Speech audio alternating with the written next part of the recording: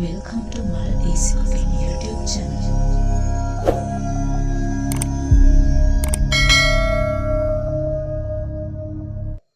තේ එකක් බොන්න හරිම ඉක්මනට හදාගන්න පුළුවන් ස්නැක් එකක් අරගෙන ආවා.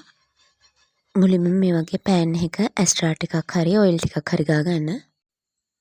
හීනියට කපාගත්ත පාන් පෙත්තක මේ විදිහට ඇස්ට්‍රා ටිකක් ගා ගන්න ඕනේ. ඔයාලට මේකට රොටි තැටියක් උනම් පාවිච්චි කරන්න පුළුවන්. ඊට පස්සේ සීනි ටිකක් වැඩිපුර හොඳට ඉහ ගන්න ඕනේ.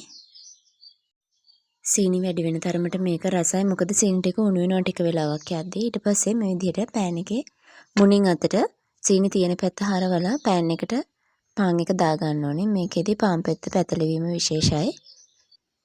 මිනිත් ටික වෙලාවක් ගියාට පස්සේ මේ වෙලාවේදී පාන් එක පොඟලා තියෙන්නේ. සීනි ටිකත් උණු වෙලා තියෙන්නේ.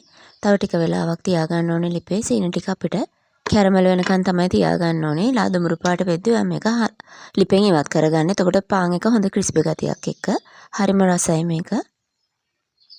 තද දුමුරු පාටට හැදිලා තියෙන කොටස උනත් එහෙම කරරහක් එන්නේ නැහැ. හරිම රහයි මේක. හදලා බලන්න. යාළුවනේ අද වීඩියෝ එකත් හොඳයි නම් ලයික් එකක් දාලා යාළුවෝ අතරේ ෂෙයා කරන්න, කමෙන්ට් කරන්නත් අමතක කරන්න.